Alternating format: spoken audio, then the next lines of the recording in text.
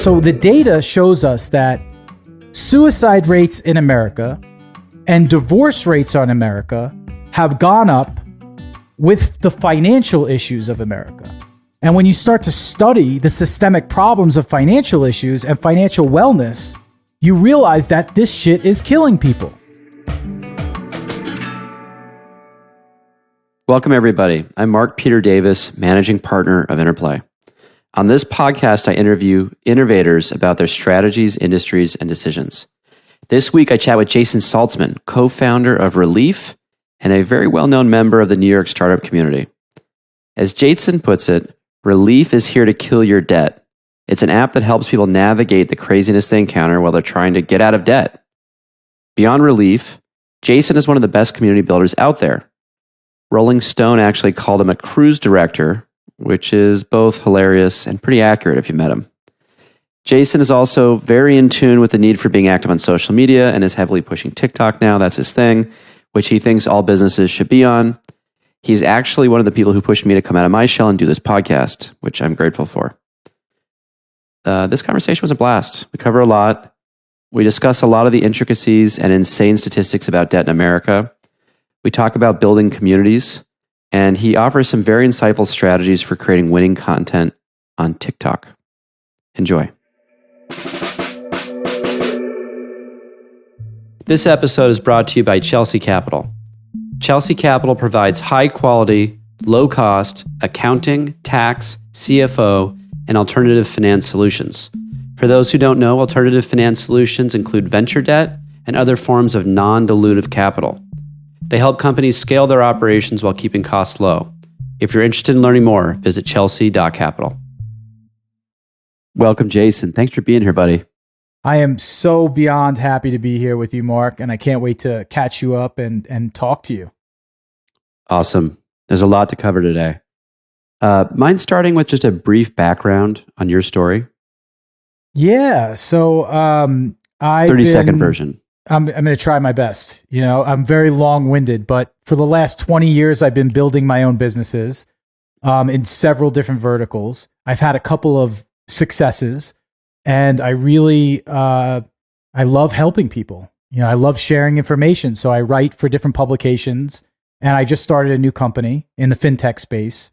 We raised a seed round, and I love helping and talking about the journey, and I'm here to just, kick it with you. Awesome. Well, let's jump into the company. So Relief, you want to give us an overview on the business? Sure. Do I have 30 seconds or I have a little more this time? No, take your time on this one. Thank you, because I would start to sweat and it would be all uncomfortable. So Relief is an app that destroys credit card debt for free. It's the culmination of 2 decades of hating the debt industry and knowing that the problem has only gotten bigger over time with no real scalable, tangible solutions to consumer debt, which is a huge problem that goes untalked about in America today for several different reasons. So we're facing it head on. So wait, destroying credit card debt. I mean, I obviously know about the company here, but can you explain that? Because I think it sounds like bullshit. The way you describe it. Well, I gave you the elevator pitch because I was really going off the 30 seconds. No, so there you go. Okay, no, tell us let's get into it. Like, what is actually happening to the debt, and I want to hear about the problem too. Yeah, so the problem has only gotten bigger over the years, and the problem is it's a very complex problem that there is access to simple solutions that people just don't know of. They're just not aware of, and for several different reasons. But the problem is, I would say, part cultural, right? We have a spending problem in the United States. We also have a credit issuing problem where banks issue money to people, credit rather, to people that just can't pay it back, right? And when you mix those two together, you have a volcano of a problem that can erupt at any time. Case in point, 2008, the housing market. Banks were issuing money to people that couldn't afford it. They basically asked you how much money you made. They didn't verify it, which was called stated income loans, which had another name on the street. liar's loans, right? What do you need me to say to get the loan? And to our shock and awe, people couldn't pay it back. And the banks manipulated the whole process in the time being. But not to get too far into it, the same happens with credit cards.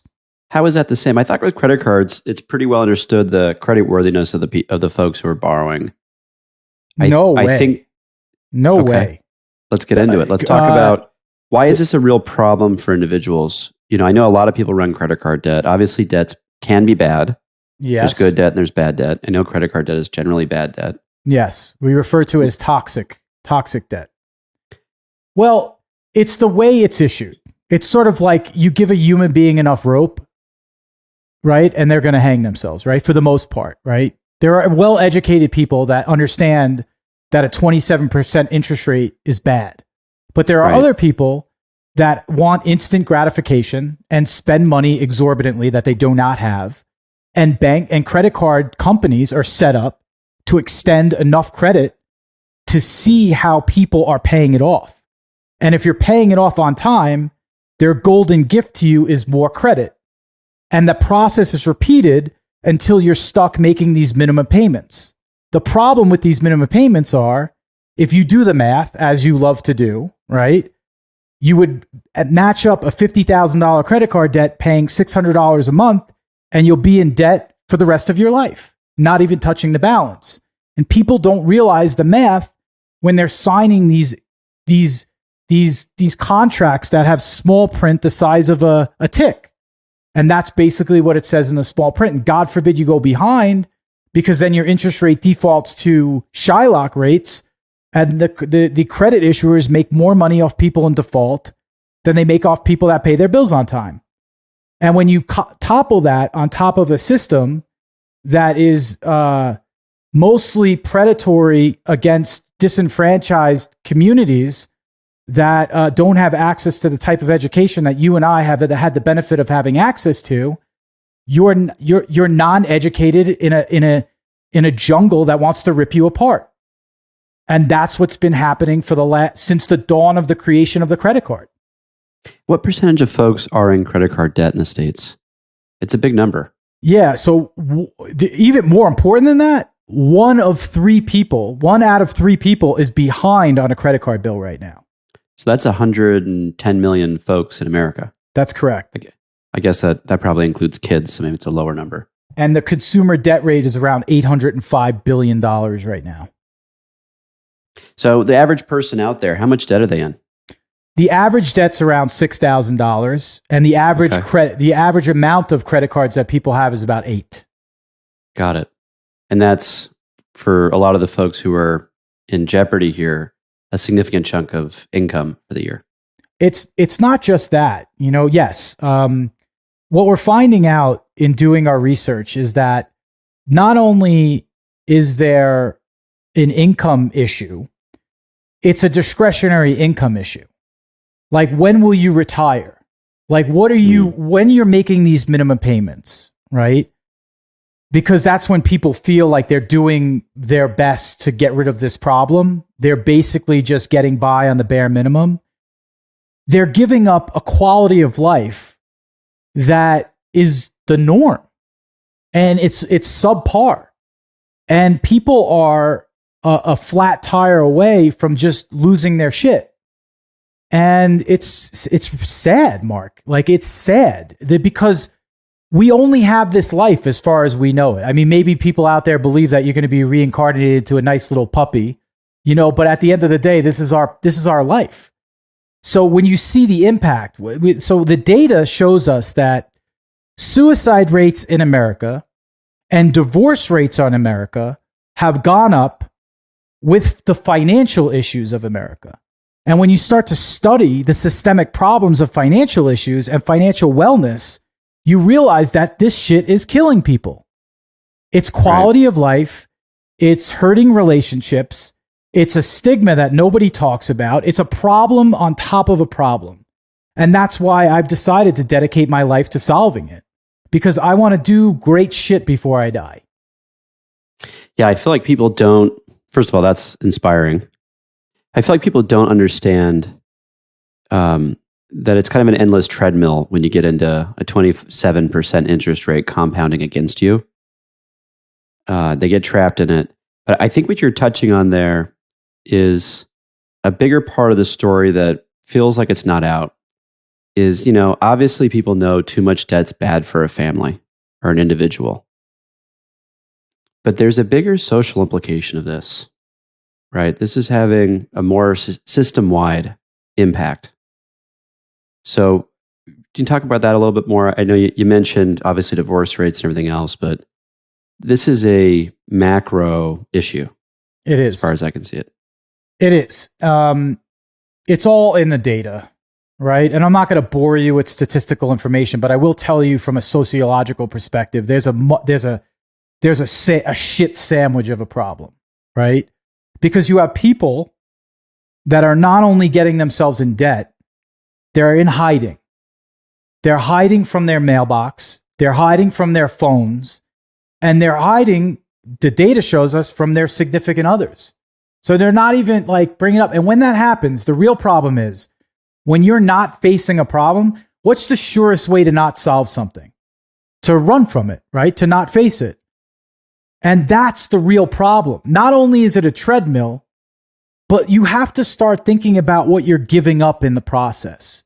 You're giving up, we're looking at people in middle America, like lower to medium income people that can't feed their kids, but they're paying Amex or Capital One minimum payments, exorbitant minimum payments, $300-$400 a month, and they're skipping meals. And that's the problem. And it goes deeper than that, because then you go into talking about what a credit score is. What is your credit score?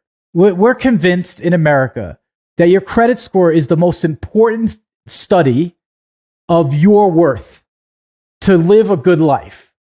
But the reality is, if your credit score extended you credit that you can't afford, and you're only worried about that score, and you're not feeding your kids a third meal, that's ludicrous when you think of it like that. But that's exactly what's happening. That's the socio-economic effect it has on society, where people care more about a number than they do of their quality of life. Where I'm not saying credit isn't important. Of course it is, right?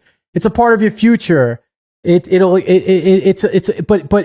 the world of disposable income, it's a luxury compared to what you need to take care of to have a quality of life. And that is part of what we're doing at Relief. We're not just building systems to algorithmically, which I'll go into it a little bit, which I'm sure you'll ask me, to get you out of debt as quickly as humanly possible. But we're here to expose as simple as possible the ruin of what you're currently doing right now. What your situation is and how that actually is going to affect you, because most people don't understand how this affects your future. How did you come to understand this pain point? I think it's something where not everyone has their hands on this. It's basically been getting shit on and kicked in the face for the last 20 years. My first business that I built was in the consumer debt space. It was a debt settlement company that I was exposed to the world of helping people negotiate down their principal balances and building a company around it. So I learned all of the intricacies of how debt worked, how it affected families. And I got to speak on, at the time, 20 years ago, everything was done over the phone. So you would literally speak to families about this problem. And not only did you learn the algorithms and the nature of how debt worked and the way credit issuers extend credit and their funding philosophies and their collection philosophies, I was speaking to families across the country that were dying because of this. So that was my first entry into this world. But at the time, we didn't even have an iPhone, right? You didn't build a business. Matter of fact, the first person I saw raise money was you in a TechCrunch article. And I reached out to you. That's how it's a long time ago. It's you. It was unheard of that you could build something at the time, overnight, the way you had access now. The way you did it was you made money. You went and you made money. So now we have access to different ways of business, not only different ways of funding companies, but access to different business models that help consumers more. And it's a perfect storm to help people in debt. The way that business is set up today is much more rewarding for consumers if it's looked at the right way. And that's basically what we're doing. So let's say family listening to this has debt, maybe an entrepreneur who's been racking up credit card bills to build a company, and they don't see a way out. Income's not rising enough to pay it off. What are their options? What are the levers you can pull as someone in kind of a debt trap to get out? So currently there are 5 options, right? So one is to continue what you're doing, right? Rob Peter to pay Paul, which basically is like balance transfers to lower interest rates and mathematically figure your way out to use any discretionary income you have to go towards higher interest debt and systematically pay it off, right? So if you have the means, that is the best way to get out of debt, right? If you don't, then you need more aggressive tactics, right? If you don't have the income, the discretionary income to pay more. So you can either go into a debt consolidation program, which is like a tally, where they lend you money on top of your credit cards to pay the debt off at a lower interest rate that will get you out of debt, right? And that is probably one of the best alternatives to bankruptcy that won't systematically or systemically rather hurt your credit. And these loans are available. They're out there. You could do that in the form of a personal loan with your bank. You can go to, like I said, like a tally, or you could, if you have equity in your home, you could take a home equity loan and you could pay off. But I don't really recommend doing that because you're taking something that's unsecured, that's not backed by any asset, and you're turning it into a secured asset. But it is a way out, which you asked me. The third way is a bankruptcy. And there's 2 types of bankruptcies for personal. There's a Chapter 13 and a Chapter 7. A Chapter 13 is a repayment plan. A Chapter 7 is a complete forgiveness of debt. Bankruptcy is a very difficult thing to file, but it also is like if bruising your credit to get out of debt is a thing, a bankruptcy would be a scar.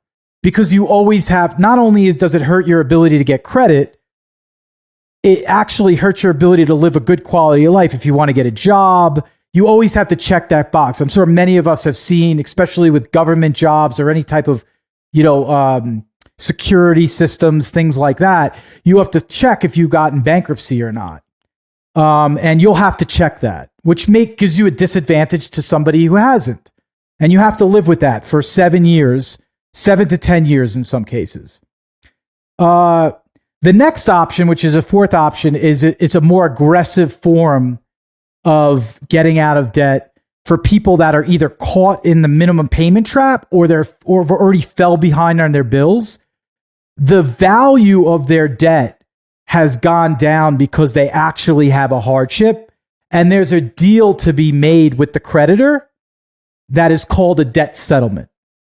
And you could do this completely on your own, but there's a whole industry. There's $1 billion industry that charges fees to establish these settlements.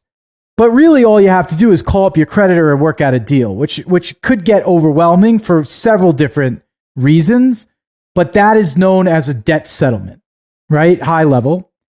And then the fifth way of getting out of debt, which is my personal favorite, it's winning the lotto.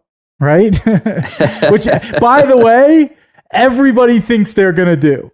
Right? And we had Peter Sullivan from Jackpocket on the show a while back. Oh, I love that app. I use that app. Everyone else can download that app, and that'll be the fifth way out. That's right. That's right. Which is the most common, like, psychological thing, that like an impending capital event. I'm going to get a better job. I'm going to make more money. This is going to go away. There's going to be a windfall of cash. Daddy Warbucks is going to pass away and leave me all this inheritance. No, more than likely it's not. So defer to the other, but that is currently in our country the ways to get out of debt. I love that that was included on your list. Okay, so tell us about relief. What is relief doing? So someone's in debt, they've got 4 realistic options. They're all hard. Yep.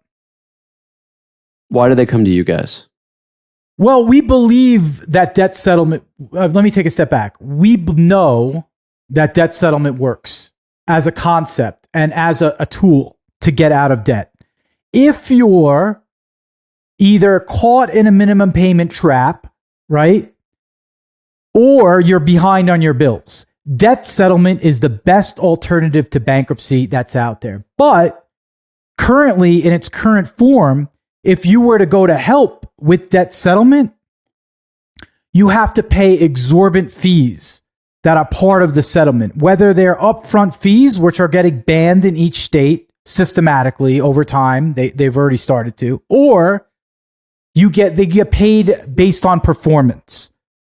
But as a company, what Relief is doing is it's taking that model and turning it upside down and saying, you shouldn't be, if you're in this situation, you shouldn't be paying fees for debt settlement because you don't have the money in the first place. So the question when we started the company was, how do we make this free for people to use? And that's a big part of Relief, because Relief does 2 things. Relief has a negotiator that is a tool that's completely free to use, that mitigates the circumstances of your debt and negotiates a settlement for you completely free. It end to end does the whole thing for you. On top of that, the other feature that Relief has currently in works is a loan system to provide financing if you need a debt consolidation loan. And those are for people that have better credit, that don't fit into the category of needing settlement. Right. So you're doing 2 of the 4. That's correct. Got it. So what does the industry still need?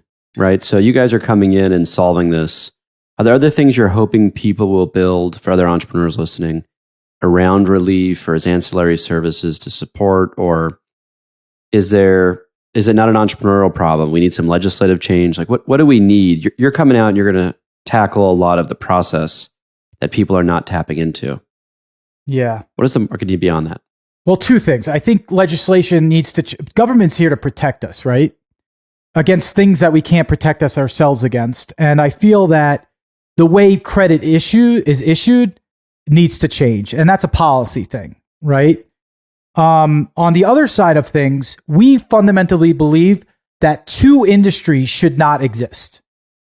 2 multi-billion-dollar industries should not exist. Debt settlement companies should not exist. You should not charge fees to somebody that's going through a negative circumstance. And 2, the debt collection space needs to change drastically. It's archaic that there are millions of call centers set up across the world to try to go after you like loan shark tactics to collect money. And it's creating a multitude of layered problem that translates into customers being hounded, thinking they're less than, and ultimately at its highest point, divorce rates and suicide rates going up because you have somebody on the phone that's incentivized to scare the shit out of you.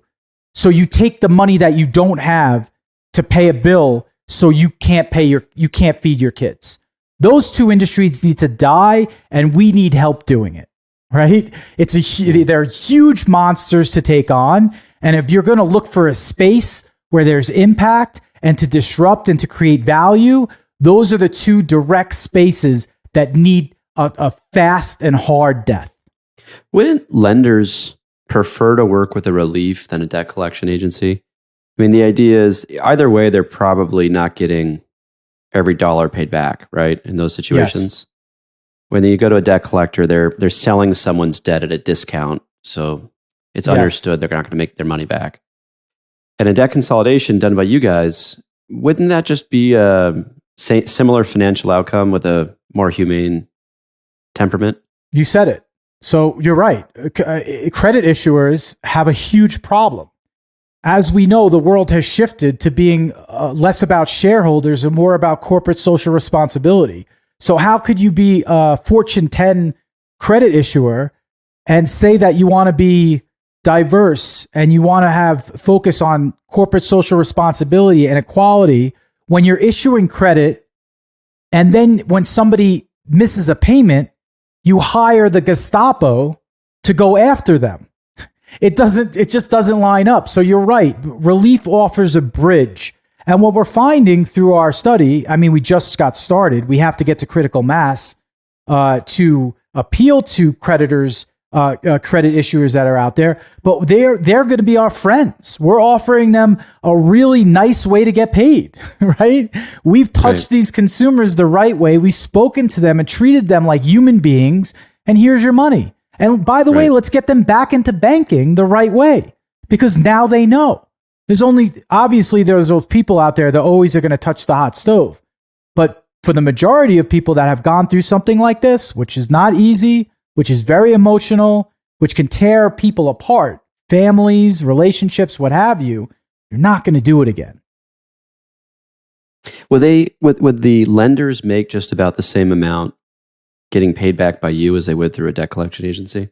Well, the efficiencies that we're creating, we're seeing that they're actually going to make more. Because when you look into the systems of getting debt collection involved with collecting debt, think about the cost infrastructure of call centers across the world, right? Right. And the fees that they're paying to collect this debt. So we really are venturing into a world where it's a win-win. It's a win for the consumer, and it's a win for these large credit issuers, for sure. So you mentioned earlier you would change how credit is issued. What policy changes would you make if you were king? I would stop lending money to people that can't fucking afford it. Am I allowed to curse, by the way? Yeah, it's fine. By the way, I've never heard you this serene before. You are so fucking serene. I'm like, am I not fucking amping you up, bro? Yeah, I think it's the microphone, man. It's got a special effect. No, it's very calming. But no, you stop lending money to. There needs to be policies, and unfortunately, although bankruptcy is a really tangible option for people that can't afford anything, which there are millions and millions of people that just can't afford even a settlement. Bankruptcy is very hard to find. There was legislation put in the Bush era, W, that made it very difficult. And we find there's a lot of literature and a lot of information around like why that is. I mean, the major credit issuers obviously want to shine against you being, able to file bankruptcy and just sticking your middle finger up to debt as easy as possible. And there were some bad actors, consumers, that would just repeatedly file bankruptcy over and over again. So there was a gentle, there needs to be a gentle balance. And right now the balance is way in the other way. So I would say that we need to make policy that goes more in the middle, where it makes bankruptcy really accessible, but it also regulates the amount of capital that lenders can issue people that can't afford it, and not just looking at metrics like the credit reporting agencies, which are, to me, in my opinion, archaic. But on top of that, they're just looking algorithmically at what people can afford to pay, not how they got the fucking money, right? So like somebody might be like borrowing from another credit card to pay that credit card off, and all of a sudden their algorithm issues them more credit. And this is ongoing. And there's so many credit card companies out there. People do this for years. Debt doesn't go down, it adds up. Before you know it, you have $100,000 in debt. You have a $60,000 a year income, and you're making payments of all your discretionary income for the rest of your life. After '08, it seemed like the legislators put an eye on how mortgages were done. Is anyone in the government talking about this now or paying attention to this issue? Is there anyone who's a champion out there? Yeah, I don't want to single-handedly just disrespect the efforts, and even the efforts that I'm not aware of, because there's a lot of work being done in the space. But as a looking at it from a layer, like what's right in front of our face, there's obviously hasn't been enough. because this problem is only getting bigger. It's fantastic. One of the things I found so interesting about this venture when you picked it up is it's very mission driven. You've been a serial entrepreneur. You've built a lot of stuff. You built co-working spaces. You've done the debt collections in the past, and call centers, I think, in between. You've done a bunch of different types of businesses, both in how they're financed, models, who you're managing, what you're building. This is the first time I've seen it with such a robust mission. How has having a mission guide and pull the company affected the business? How has it affected you as a founder? So it took me a year to figure out if I wanted to do this or not, and I did deep due diligence. And I think as founders, that if nothing else, the right way to do it is to be a seeker of the truth, right? And that was a year of learning about the space, getting updated on all the material, and then seeing if, as great as possible, if I could validate some of my assumptions to pull this off. And ultimately, that due diligence became a study of who's with me, right? And ultimately, what I've been able to do, because I'm so passionate about it, because I see the problem so vividly, I've been able to evangelize great partners to be around me. And ultimately, when we went to raise money, when we found out we actually can make this a reality and do it, it took me 3 weeks to raise an oversubscribed round. I actually had to give money back, as you know, because we raised too much money. And that's what it does. I mean, it's efficient. Having a mission and having an awareness around how you're going to, and not a belief, but a knowing that the world needs your shit to exist makes it so powerful to do everything you need to do to get things off the ground. Getting the right team members, getting the right partners, getting the right investors. Everything lines up when you know the world needs your product to exist, and when you can articulate that with the passion and vigor of an animal. Yeah, I'm a fucking what I found animal. so interesting about this particular narrative is this is one of those cases where everyone knows it's a big problem, but I think a lot of people have lost hope in finding a solution. It's too complicated. There's too much bureaucracy. There's too much of a fragmented population involved in this. It feels like we're all sitting around waiting for a government shift or someone to do something. So when you show up as an entrepreneur with this type of approach and a mission to do something about it, I think you're right. I think it's very inspiring and very easy to get behind. For founders who are listening, maybe they're not all building companies that have an inherent social mission, right? I believe companies generally are, most businesses, if they're going to be generating profits outside of negative externalities, which the government is supposed to regulate, but it doesn't always. Generally, companies are making the world better, and that's why consumers pay money for them. People pay money when something makes their life better. So we all do. So there's a lot of founders listening to this who may not have, a project at hand that's solving a social issue at some level, but it still could be mission driven. Any advice for them on how to be thoughtful or identify the mission, how to craft it, how to leverage it to help them be more successful? Yeah, it's an obsession over value, Mark, right? It doesn't matter if you're saving the planet, making a cure for cancer, if you're making a pencil factory. What value are you creating for your user? And obsessing over that value. Money comes after value. We all know that now, right?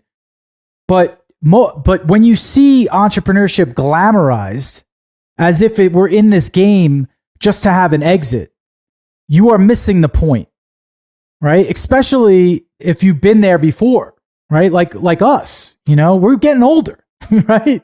We know our mortality is there. Yeah. Well, I know you're a single. We're gonna connect to the internet and live forever. I'm with you, bro. Please. And if anybody's working on that, that's the ultimate value. Please but continue. by obsessing over Whoever's doing that. value, by obsessing over value over your own financial needs, which is a very tough thing to do. It's very circumstantial, right? But ultimately, if you're in that space and you have the way, that is the way, right? This is the way, right? Obsessing over value creation. And that value becomes your why. And we all know that the money won't get you through the sleepless nights and the getting shit on and getting the no's. But the why and the deep why will get you through everything you need to pick yourself up again when you fail, because you will on your journey, to keep going. And that resilience creates success. It's so interesting. I agree with what you're saying. So many entrepreneurs, it feels like, they're chasing the carrot. And there's nothing wrong with that. The system is designed to put a carrot in front of them, so they'll run in that direction.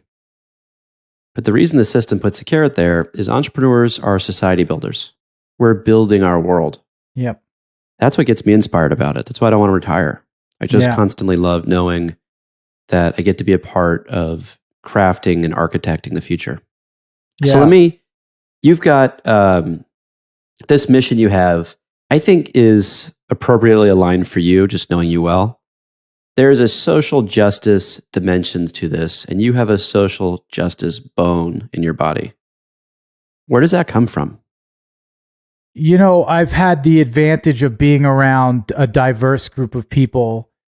And when you really see that the field has been limiting, right? When you see it, when you're, I mean, obviously kids these days call it woke, but when you see something, you can't turn a blind eye to it, right? When you know it exists. And I've had the privilege of being around a very diverse group of people that could show me through their lives, through their eyes, through what has happened. And it's clear to me that our current world is not equal. And I have a big bone to pick with that, because what makes me whole as a person is helping others. I'm at my happiest in life when I'm helping other people. And it's interesting. I was just talking about this the other day. Like, there's a philosopher, and whose name escapes me right now, who says, is there such thing as a selfless act? Right? Because you think all these philanthropic endeavors come from a selfless place, but truly, those of us who are on a mission to do good know how much they get out of it. And being somebody who has suffered through anxiety issues my whole life, and finding calm in helping others and such joy and serenity, ultimately, when you're mixed with seeing the problem that the field has not been leveled, and I can use my assets, my privilege, my experiences to help others to level their world into a better circumstance than it was before, motivates the shit out of me. So it's not just about relief. You're right. It's about picking up others around us that need our support, being a good fucking human being. Where did you feel like you found this connection? Was it, I know you've done a lot of community building. Was it when you were building the community alley? When did this click? I think like over the years, as my anxiety got bigger, as I was building new businesses, ultimately, I would find that I was at my calmest when I was helping people. And it hasn't been so aha. It wasn't like I woke up in the morning and I'm like, I'm going to put a fucking Superman cape on, Mm-hmm. It was a stub toe thing.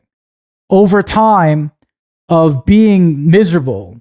And by the way, having reached a level of success where you can afford all of the gold stars of bottle popping and having a nice watch and having a nice car and having this and having all those ego rewards, and you realize that's not only is it not sustainable, like, is that real? You're faced with what really makes you happy. So I think that comes with a level of maturity, right? For me, at least, where as I get older, my why has changed over time from wanting all these nice things to finding that feeling of obtaining those nice things wasn't what I thought it was as sustainable happiness to what really makes me happy. And I know this is not like a 1 point, like one shot. Again, I didn't wake up in the morning and, had my cup of coffee and be like, oh shit, this has been a discovery of self. This has been a hard look in the mirror about what really makes me tick and what I want to leave the world with. Now, you've done a lot of community building, and I knew you for a long time, obviously, but through your days at Alley. And Alley was an incredible community development exercise. Can you give just a very quick on Alley so people listening know what that is? And then also, I want to dive into what you've learned about community building, one of your superpowers. Yeah, well, thank you. In 2010, I was exposed to the world of co-working, and what jazzed me up about co-working that got my blood pumping was I was an entrepreneur beyond building that business, and I know how hard it is to not have a good support system around you because shit's going to go wrong, right? If you're uncomfortable, you're on the right path, right? People don't know that though. They're like, oh shit. Many people don't get through that. And I've seen that co-working as a tool is a way of bringing awesome people together that share the values of bringing great shit into the world, but also the support and the frustrating process of going through that and the benefits of having a support system around you. So I was geeked out by it. I was like, and obviously there was WeWork, which at the time had 2 locations. And I was really inspired by these pockets, but there was nothing in Midtown at the time. Now you can't walk down a city block without throwing a rock and bumping into a co-working space. But in 2010, a community co-working was a brand new thing. And there was nothing in Midtown. And I was obsessed with a thesis where if we did it in a central location like Midtown, where you're very close to Penn Station, giving access to people that don't necessarily live directly in Manhattan, that you could build a really great community. And the economics made sense, right? Mm-hmm. But early on, I realized that the value wasn't in the real estate. It was around bringing people together. And I had to do a lot in the space that were counterintuitive to a real estate product. But then WeWork came like a shitstorm. And I've said many times back then, and Mark, you know this, in 2012, 2013, I was like, there's no way this shit's real. You can't give away free, like $200 glasses of beer, right? And make profit. I know the economics. This is a Ponzi scheme. And we all know what happened with that. I was like early trying to whistleblow, but it also hurt my ability to scale the business because we had to lower pricing and it was competitive. I mean, even you saw it. I remember you coming and you're like, look, WeWork's offering me free space. I'm like, Mark, I can't do that. I can only offer you great people. But anyway, we built that business and we found a value in getting the right people together. And ultimately, we started finding that demographic was very sought after by large enterprise organizations. Verizon, through a massive partnership, took a big stake in the company. And we now grow the company much like an agency that connects entrepreneurs and startups that have little to no resources to some of the largest companies in the world, like Verizon, that have resources, they just don't know exactly what to do with them. And we connect those two worlds together. And that was a successful business, and it's still alive today. And a great CEO runs the company. I was able to step down. The community building, though, has become this broader thread on the marketing side of the house for so many companies. E-commerce, SaaS, it's across the board now. And you have a gift on this front. Would you mind sharing some lessons? What should a founder who's starting a company and they haven't figured out a community strategy yet, or a team that's got an existing operation, but right now they're just doing paid ads, and they haven't figured out other ways to acquire customers? What should people be thinking about community, and how should they do it? That's a great question. It is dependent on the business, right? But I'm going to go back to what I said earlier about value, right? if you're obsessing over value, you're finding out what people want. As you're finding out what people want, you find out what many people want. And together, when you're creating value as a whole, that becomes community. And how you connect these people together, whatever your product service is, and as you look at them as a community and not just a customer, you will start to think of the human side of adding the most valuable point of this whole thing, which is experience. You have to be obsessed over value, and the way you get to value is driving the right experience. So whatever the world is in, whether you're doing ads on Facebook or whether you're, hosting barbecues, think outside the box on the experience that you could provide by obsessing over the value you're creating as part of that experience. What do your ads look like? Are they different than your competitors? Are you showing these people that you care about them? By thinking in terms of community, you're thinking human. You're thinking the human elements of bringing people to a value exchange. And if you obsess over that, you will hit a level of success. It won't be easy, right? But you have to test and churn and keep iterating. But you will, if you obsess over value, you will get to that point. Now, you've done this community building at the Alley side. You were doing it in person, right? Very not exclusively, but in large part. Yes. You've since moved from New York to Boulder. Yeah. How is the community out there? I don't know. You're still, it's COVID life, pandemic, right? Yeah. I had this all, but I will tell you, just going back as an example of Alley based on community building, when we first started Alley, we had a very small budget to fix the space. It was IKEA. And I remember who's ever listening right now, who's been to the original Alley in Midtown, the floors were warped. You literally, and the bathrooms were always breaking, and it was smelly. You didn't even want to move there, Mark. And you were like, I would love to. It's just, this is a bad look, So I knew that. That was not my product. The real estate became secondary to my product. My product was people.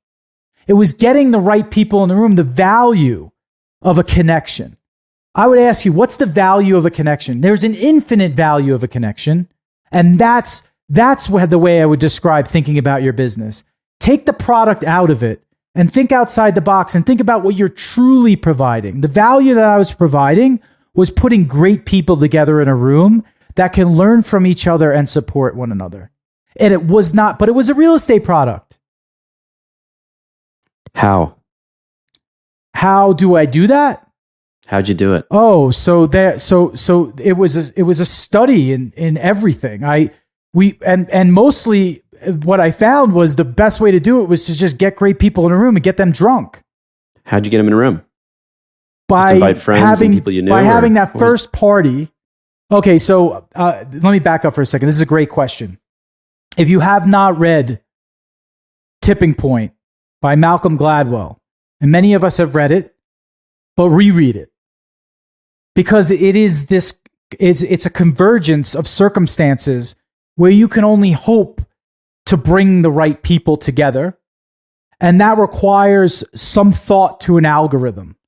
Who are these people? How are these people creating value for other people? How are these people communicating that value to other people? And how is the value you're creating these people going to be exponentially amplified by this right group of people together? And that was my special sauce. I feel like you were the guy at the party who would know this person needs to meet that person. And you were that host who kind of has that ability to do that on a large scale, almost like an institutionalized scale, bringing people into your community, matching people, making introductions. You have that DNA, I think, maybe beyond meeting it for Rolling business. Stone called me a cruise director when they came to yeah, and I'm aware of that. Yeah, I had that. Yeah, no, it's great. It's a great skill. People love that. Yeah, I just want to use it for the right purpose. And that's where I come back to relief. It's like now that cruise directing skill is getting the right people in a room to work on the project together. It's beautiful. Okay. So you've got this community building skill, but it's not your only skill, and you know that. You also are great at content. You're a podcaster, columnist. You make very good noise, and you do it a lot, and you've had success in kind of getting your word out.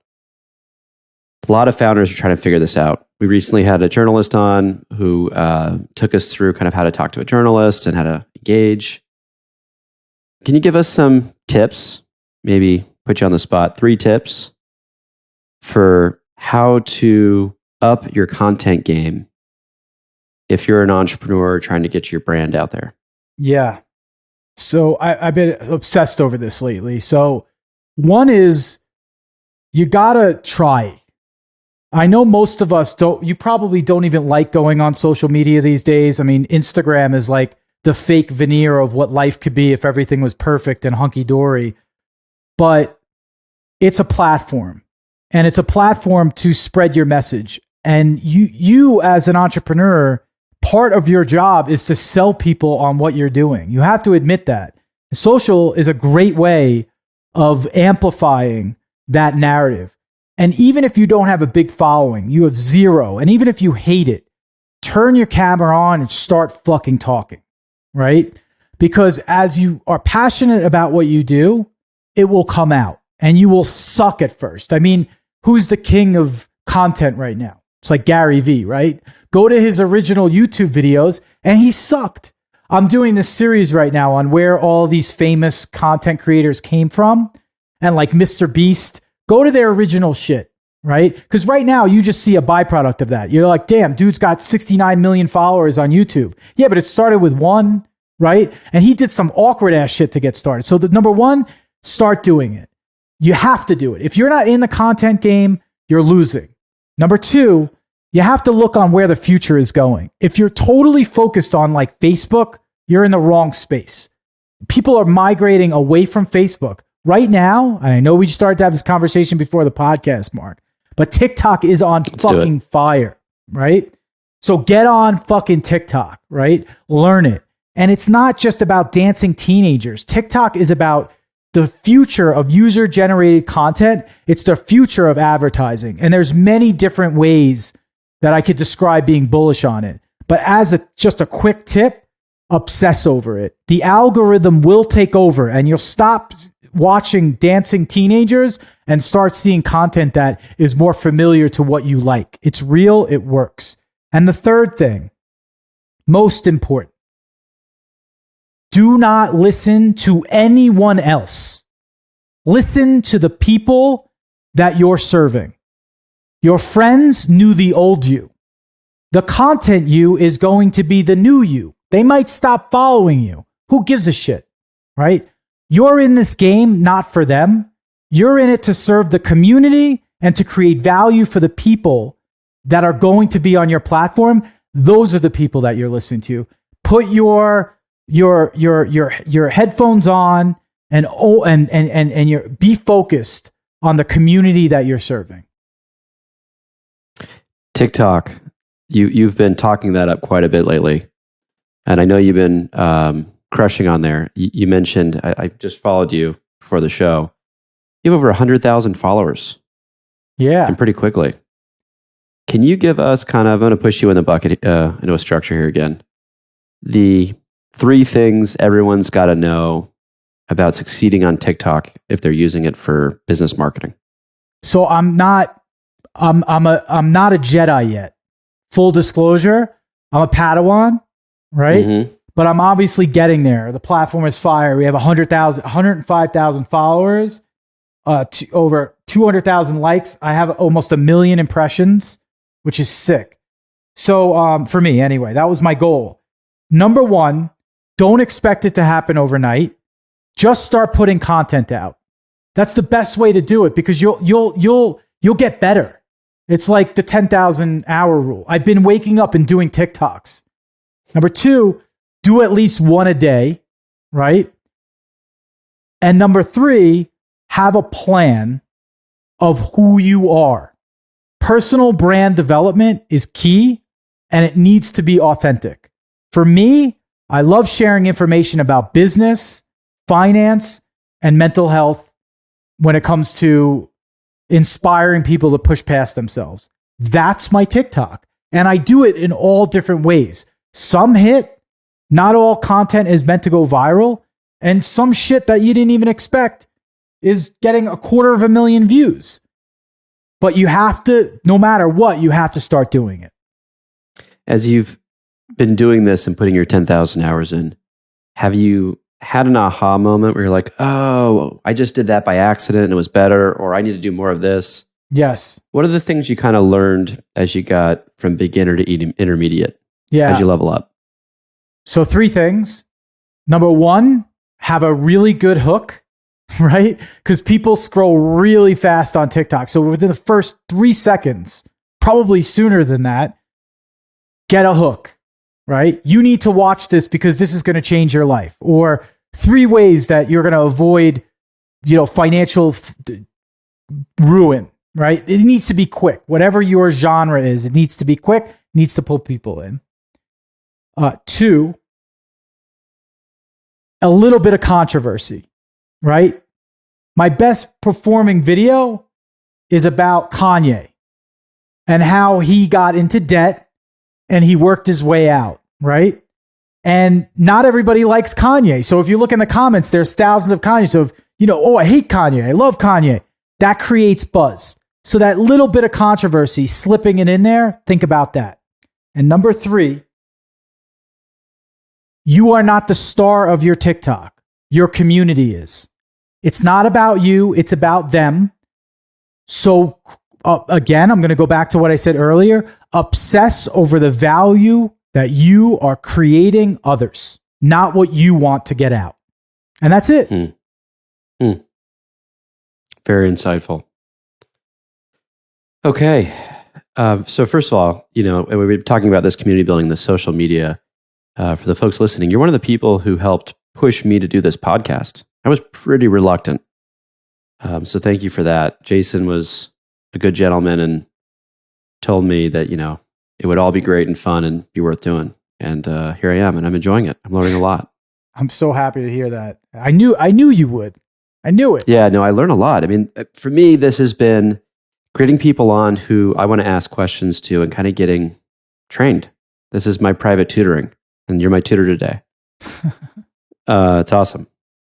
So going big picture, where do you see yourself going in 10 years? I mean, you've got Relief up and running. Most ventures are 10-year runs. What's the plan here? Where does Jason go? My journey is always going to be around what's the next thing I could do to help as many people as humanly possible. I have no idea what that is, but as we get access to new technology, and I get new people in my network, and people in my network develop new skills like you in this podcast, we're going to figure it out together. I'm a fundamental believer that entrepreneurship can save the world, right? When you could take your own personal discretions and bias, and you could put them to the side and get with somebody on the other side of the world that comes from a whole different background, and you can connect and build something for a common goal to make people's lives better, magic happens. And to me, that's how entrepreneurship is going to save the world. Jason, thank you for being on today. Always great to see you. You too, Mark. It's been a pleasure. I'm honored to be on your show. I'm so happy for you, man. Thanks, buddy. Jason's the man. Grateful to have him on the podcast. Inspired by what he's doing and proud to be an investor. This is where I'm supposed to ask you to help promote the podcast. So if you're interested, feel free to give us a 5-star review that helps people find what we're doing. You can share with your friends, and I'll see you next week.